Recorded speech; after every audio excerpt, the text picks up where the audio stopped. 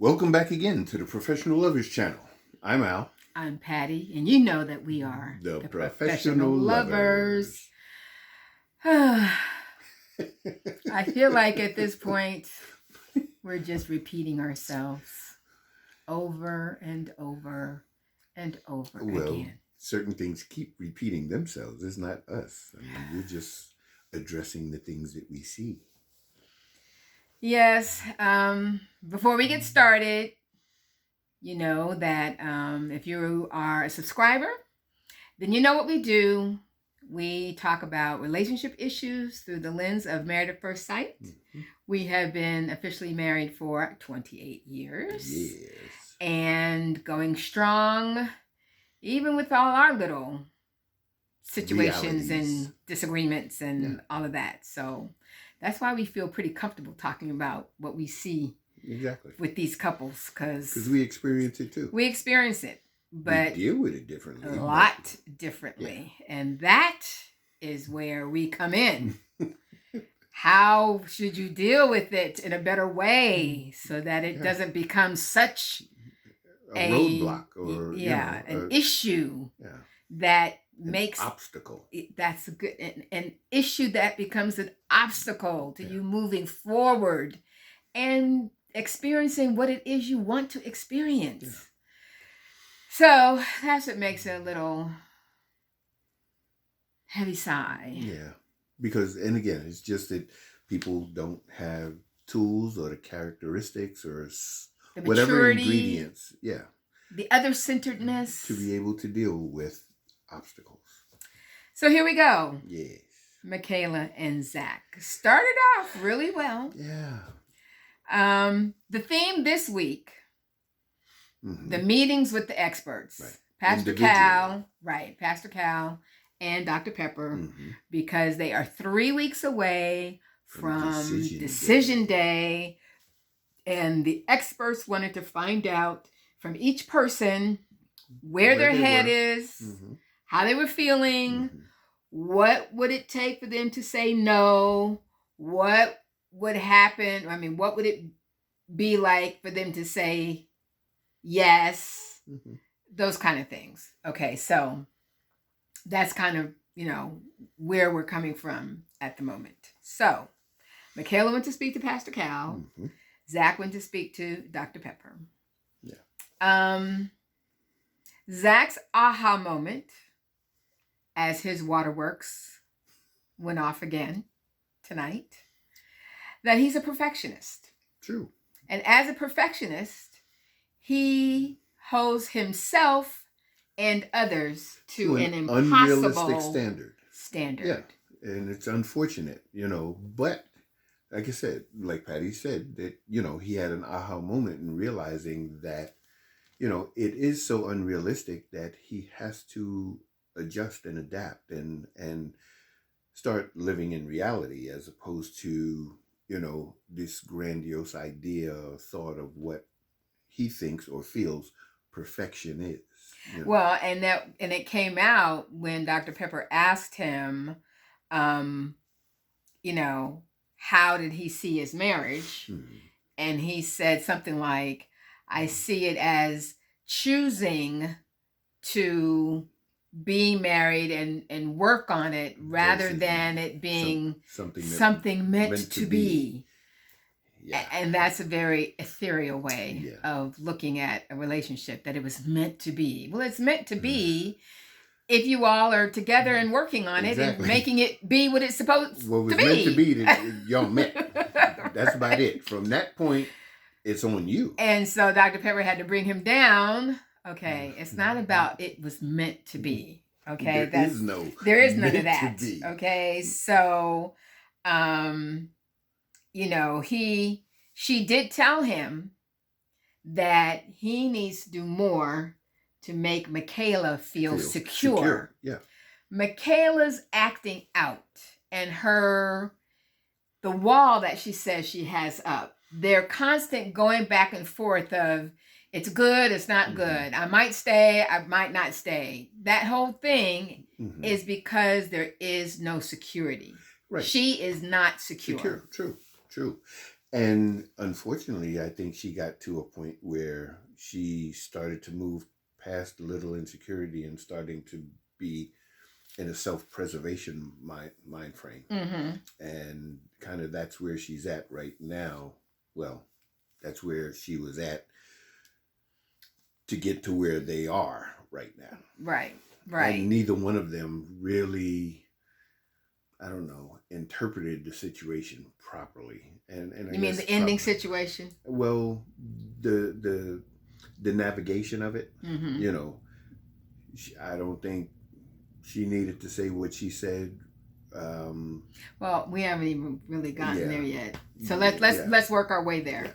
Yeah, okay. So her conversation with Pastor Cal, mm-hmm. She was saying that she didn't feel like Zach was really happy. Right. She wanted happy Zach back because he doesn't seem like he's happy. Mm-hmm. And Pastor Cal made an interesting differentiation mm-hmm. between being responsible for your spouse's happiness and contributing to their happiness, right. which I think is really important because we've talked about how I'm not supposed to make you happy and you're not supposed to make me happy. Right. But I can contribute to your happiness by doing things that you know make me happy. Right. And he was trying to get that point across to her, and she seemed like she was having a hard time getting that. That she was absorbing. I believe she was receiving. You think? I think she was receiving it because, again, up to a point, I really believe that she has grown, and even then, in that discussion, she about to revert back, though. Yeah, boy. But anyway, she has grown. She has been growing. Mm-hmm. Yeah. But and they got back together and they kind of discussed, asking each other the questions of, Yeah. So I would. So with that, she asked the question that she had asked Pastor Cal, and it was a great question, which is how did he see marriage in his head? Right. Because we all do come to marriage with a preconceived idea of what and expectations could work. What we think it's going to look like based on what we know, based on what we've experienced, based on what we don't want to do. That's interesting. Based on what we do want to do. Mm-hmm. And if that's really different, you need to know that. Because that's how you're approaching it. And so that was a great question. Right, because you've never been in it before. These people have never been married before. So, And his answer was a little general. I envision me and my wife cooking together and the kids playing around and knowing that I've improved her and she's improved me, and we've grown together and so on and so forth. And I'm like, okay, that's nice and pat, but understanding that to get to that point, you talking about kids, that's years of growth. That's years of existence and going back and forth and up and down and strengthening the relationship, which is one word that I fail to hear throughout all of the couples. Which is? Strengthening. Mm-hmm. Strengthening. And the thing about strengthening, it's an action word and it's a continuous activity where I just don't hear it. So, it's almost like people think, or some of the couples think, that we just need to be there, or that there's something magical or mystical that occurs to get us there, and it's just not happening, or... Didn't Johnny use that, though? Strengthening the foundation? No? I don't know. Well, I don't know. I don't think of words when I think of Johnny. Yeah, okay. We're not there yet. Yeah. But anyway, Michaela and Zach, let's finish them. So anyway, that was a great question. She said that she saw marriage as a partnership where they are working together to meet a major goal, a common goal, but she has her guard up because she doesn't feel like he's really in it for the long haul. Right. The future. She hasn't felt, according to his words and some of his actions. Right. So now, and again, I didn't see where he responded to that, in a negative way, Right. when she said it, because she was being honest, and he kind of received that. He didn't respond or react or anything negatively, but I would think that he would, hear that and know what his next moves would be, or he would have to create a sense or an environment of security, knowing that his actions would let her know that he's there, that he's going to be there. Which didn't happen. No. When they asked each other if today were decision day. If today were decision day, they both. What would your answer be? And they both said no. No. So, again, self-preservation mode. Mm-hmm. Michaela said insecurity. Well, right. If that's the case, then we should sleep in separate beds. And that's playing games. Exactly.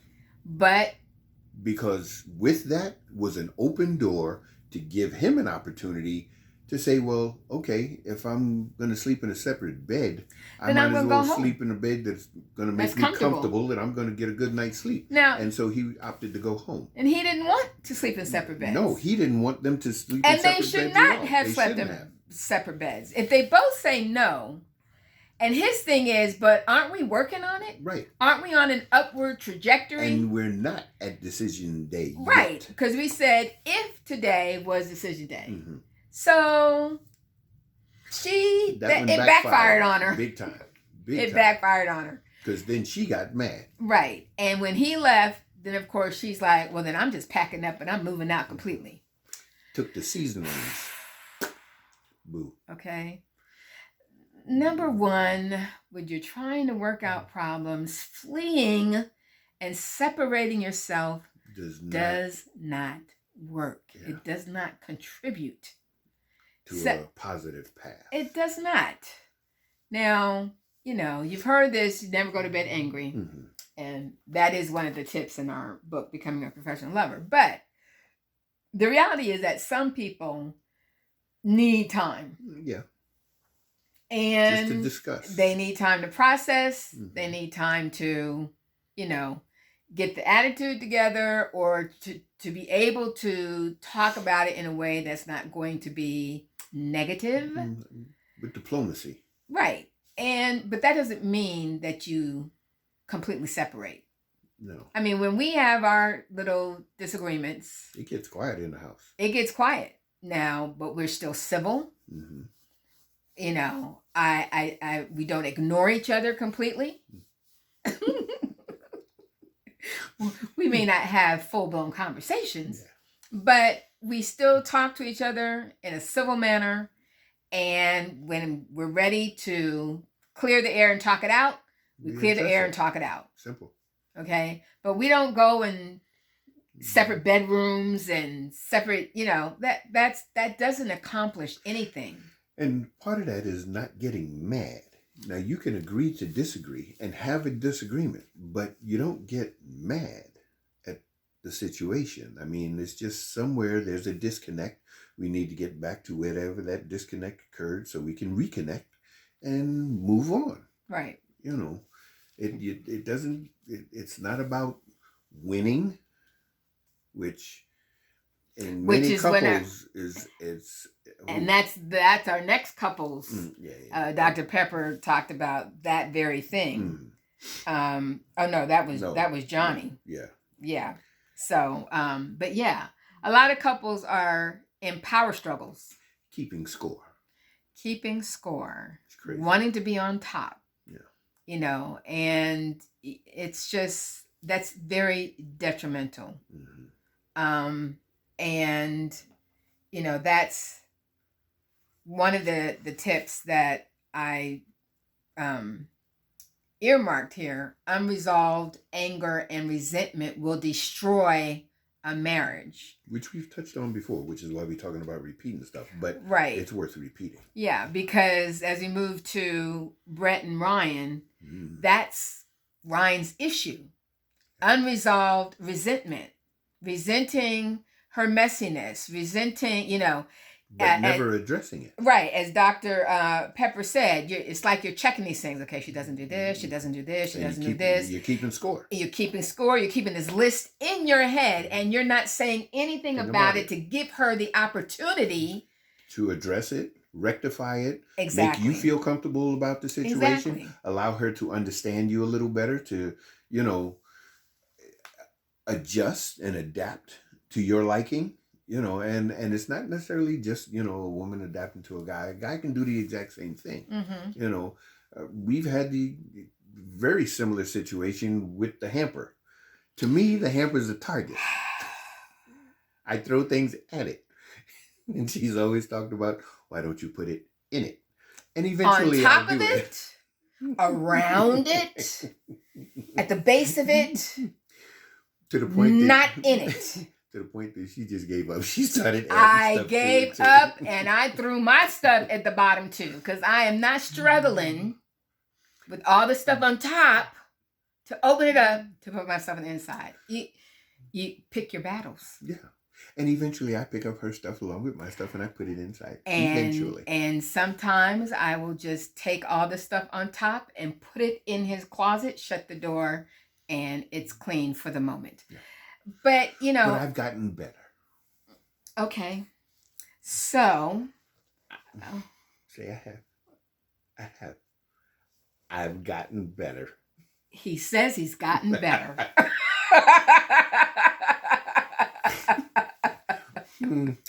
Okay. So, yeah. So, the messiness, blah, blah, blah. So he's doing this checklist, never talking to her about it, and then not putting in any effort. Yeah. And Dr. Pepper called him on it. You're not putting in a lot of effort. And, he admitted that he doesn't say things that would be hard for her to hear. But you have to address the hard situation. You have to. Believe it or not, people, it's those situations that make you stronger. They make you stronger as individuals. They make you stronger as couples. Because if they're that hard, you will suddenly find yourself putting in effort to make sure that you don't reach that point again. Right. And that's what this tip talks about unresolved anger and resentment, that it's usually fear and insecurities that compel us to protect ourselves. Internally, people protect themselves through denial, numbing their feelings with substances, or closing themselves off from others. Self-preservation. Externally, people protect themselves through denial or willful ignorance or lashing out. And we've seen all of those things. Mm-hmm.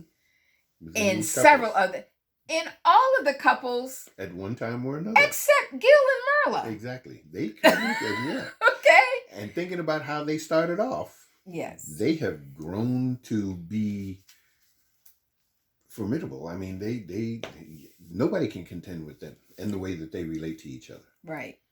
Now, Brett talked to Pastor Cal. She's hit her wall. Yeah. She feels like, there still would be a small glimmer of hope if Ryan would open himself up. Yeah. But she's hit a wall. And she also asked a couple good questions, as in wondering what he pictured his wife to be. You said she was given a couple of good questions.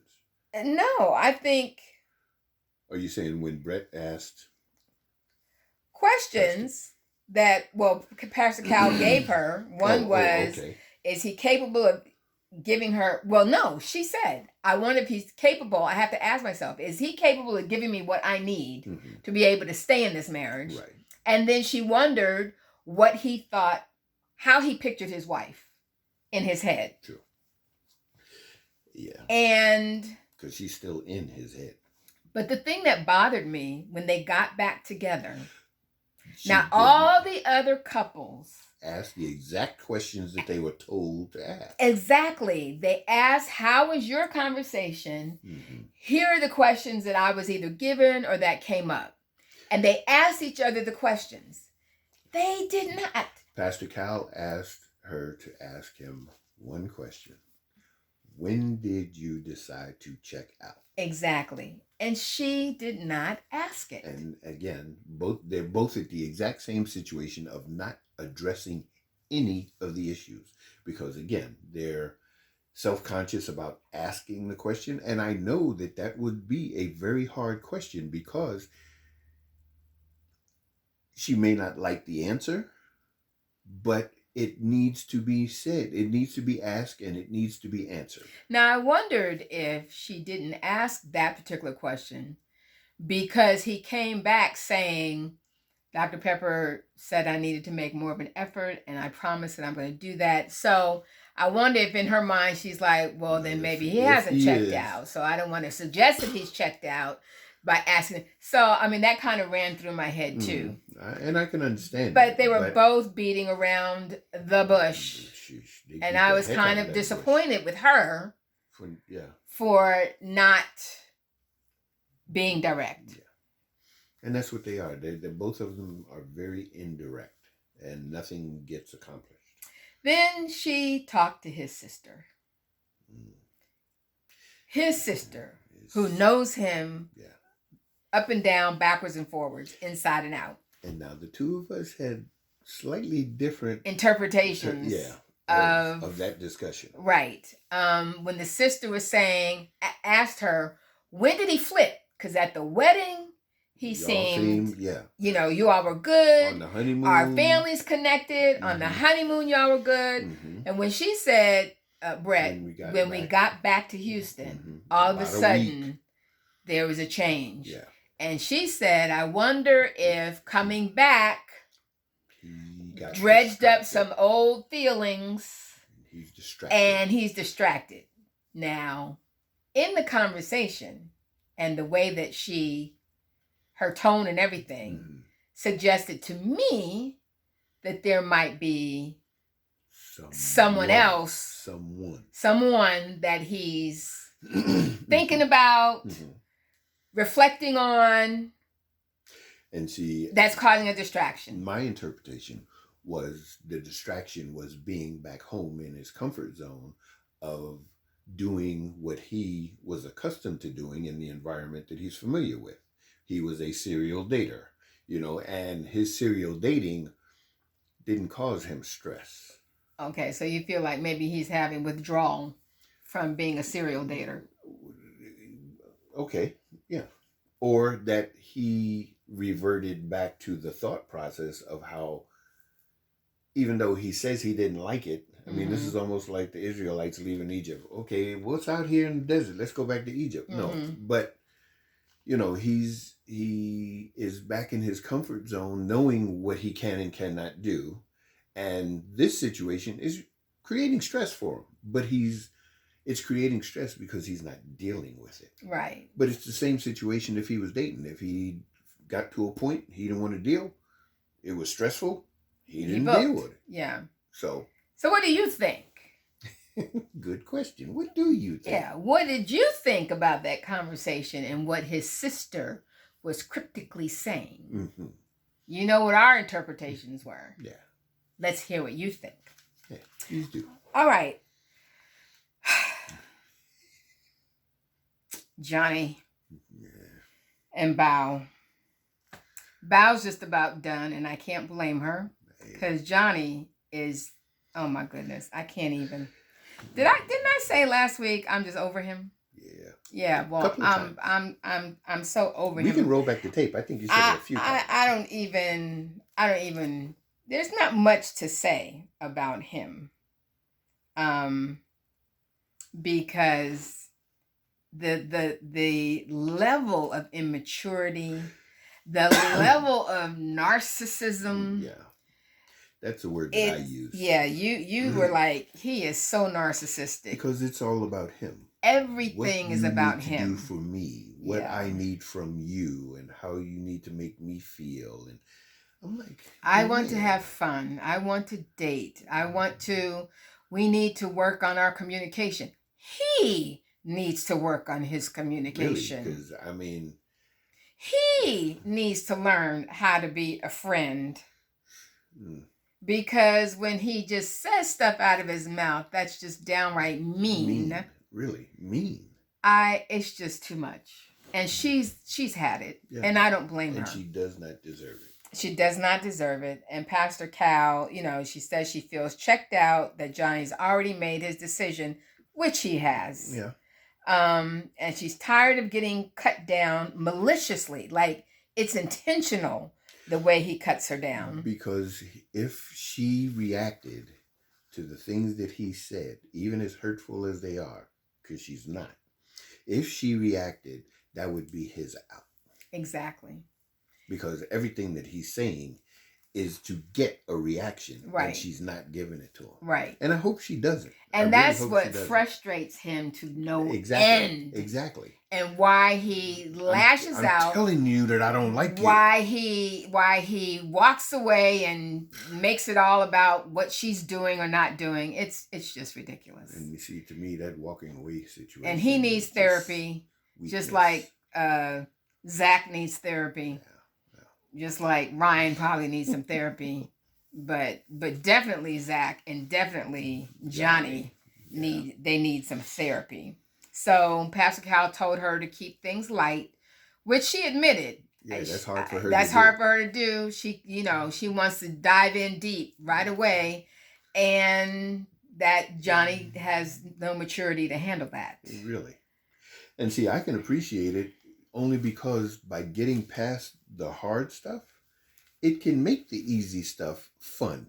Mm-hmm. Personally, that's just me, and I understand you're strangers and all of that stuff, but by getting to really know the nuts and bolts and the foundation of a person, you can make a more logical decision on whether or not you want to deal with that particular person and their character. So when you're dealing with something that's real, the real you will come out. Mm-hmm. And as far as I'm concerned, right now, the 13-year-old Johnny is the best that she's going to get. Yeah. Because he doesn't know how to deal with relationships. Mm-mm. He doesn't know how to relate to people, period. A good time, fun time, let it go, move on, next. But that's not what marriage is about, And he's he's another box checker. Yeah, he's another box checker.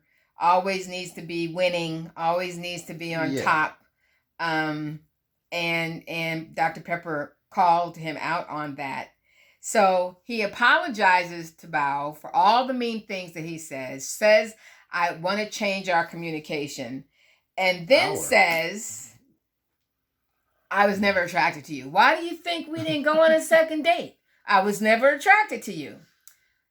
Like, you didn't even get to know me. Like you're going to find out all about me in a date. Not just that. Again, just mean. Yeah. No, but I'm matching the immaturity situation. Yeah. And okay, we didn't have a second date because that one, it wasn't no big deal. Okay, fine. Well, now you're dating for life. Okay, now what are you willing to do to get to know me? It wasn't like it was a terrible date. Okay, well, right now, it's getting terrible, but it wasn't necessarily terrible in the beginning. So what made it terrible? The fact that you had to work at it to improve it? And there you go. He doesn't want to work. Yeah. He doesn't want to work. He wants it to be handed to him. And it's about seeing things through other people's eyes. And who did they say that? Being able to see things through the other person's eyes. Oh, that was Rose. Okay, yeah. Yeah. It can't always be through your eyes. Mm-hmm. And that's part of being other-centered. Mm-hmm. You have to see the, issue or, from the other person's perspective. Exactly. And that's what talking it out does for you. And that's objectivity. Yeah. Due to the fact, just giving yourself the realistic view that your view isn't the only view that exists. Right. There are other ways of thinking about certain things. Right. And you have to respect that. So. Myrla and Gil. Okay.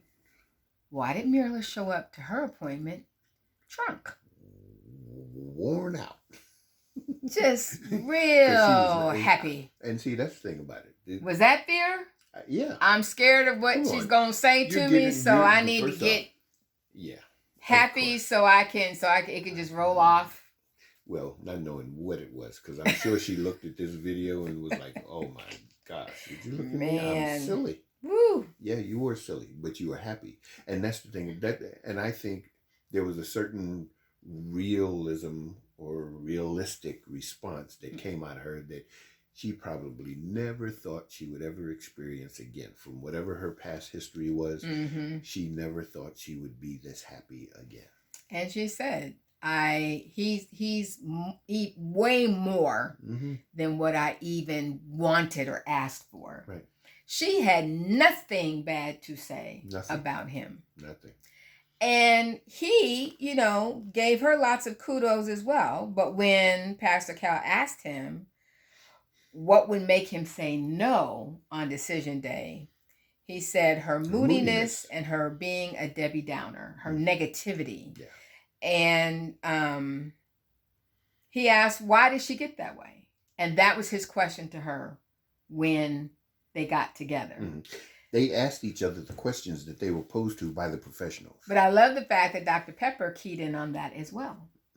Yeah, there was a very similar situation. So it makes me wonder if the experts talk to each other before they, They should. Because she keyed in on that. Now, he makes you happy. He does everything and more than you expected. And how would your negativity and your being critical impact that? You need to look at that to make sure that, you're not going to create a problem in the relationship with that kind of an attitude. Yeah. And so when he asked her, what makes you get to that place? What gets you in that mood and starts that whole negative thinking? And she is, now I'm an introvert, but she's takes it to another level. But I think that's her security. Her security is being able to cut things off. And I'm not talking about a because it's almost like she doesn't like people. Well, when it gets to a point where she can separate from them, which is why being alone makes things easy. You may not always like it, but it makes things easy. So when she has enough of people, it's like gone. She ghosts. As she said, the introvertedness and when she's uncomfortable. Those kind of are triggers for her. Yeah. And Gil, on the other hand, when understanding that moodiness when it occurs, it was almost perfect. I mean, he said, well, when that happens, when you are, suddenly in a mood where you feel it coming on, that you don't want to deal with certain things or whatever the case may be. And again, it's a way of him letting her know that he's there for her. He suggested that you come and just hug me. Just give me a hug. More affection. Right. Just show more affection. And I can envision, and what I've envisioned in my mind was that suddenly whenever, let's say at a party or whatever, because again, he's a social butterfly. I mean, right. He's going to be out there and about and just the life of the party. He keeps things going, so on and so forth. So when she gets to her limit, she's going to grab on his arm. She's going to be all over him. And he's going to eventually pick up and say, hey, we got to go. And that's all she wants. Yeah. So as opposed to her getting in a mood, she becomes more affectionate, focuses her attention on him. And him realizing, okay, I'm getting suddenly more than normal because there's something on the periphery that's causing this to be as much as it is. So there's a discomfort here. Not that I'm not reaping the benefits from it, but we got to go. Yeah. So I think that, to me, that's a great suggestion. level of communication that they have. Yeah. Which doesn't include words at times. I mean, because again, you will have signals that you learn from one another over time, and I mean, just because when I'm ready to go. You ready to stay as an introvert? like not go, just stay where we at. No. I mean when we go out, yeah. But I get to a limit, and I'm not interested in being the last one to leave the party. Yeah, true. Because I'll go to another party. I ain't got a problem with it. Yeah. So after other people begin to wind down and go, that I'm like, okay, it's time, and I have to be like, okay, yeah, you ready to go? But time. That's like, I mean, I've gotten to the point where I just say, time for you. You ready? I just get the nod. Yep. Mm-hmm. Let's go. But I liked how he did ask her. Gil asked her, what do you need me to do when you get in those moods? And she said, you already do it. You make me laugh. You distract her. And then she asked, what do I need to do to make it more comfortable for you when I get in those moods? And he said, be considerate about the other people around you. Yeah. Which, again, if she separates herself from them, she wouldn't have to consider them. Right. So that's what normally would happen. But now she has him to consider. He's having a good time. He's doing what he does. Okay, well now what do I have to do? Well, okay, if it's gotten to that point where you feel the mood coming on, let me know by showing your affection. Right. Divert your attention towards me, and I will pay attention to you, and I will understand that after I get my last little whatever's in, we can go. Yep. So our last couple, Rachel and Jose. They didn't get a lot of time over these 2 hours tonight. But they did get, to talk to the experts and then talk to each other. Dr. Pepper called Jose out on his controlling behavior. And that's where she was like, seeing it from your perspective, because that's how you've been able to do what you've done, and it worked for you. Yeah. Great. You got somebody else to consider now. Exactly. But her perspective has worked for her. Mm-hmm. And you have to be willing to see things from her perspective as well. So, and then she told him she needed to have some other way to deal with, his anger. So for her, Pastor Cal, I think that, she basically said he's it. Jose's it for her. Mm-hmm. But he's got to manage his temper. Yeah. And he told her to ask why he needed to shut her out, because him locking her out was like shutting her out. Mm-hmm. And, why he felt he needed to do that. Now, she did admit that arguments would make her want to bounce. Right. The single Rachel. And her aha moment was, oh, I'm not single Rachel anymore. Exactly. And I can't act like single Rachel anymore.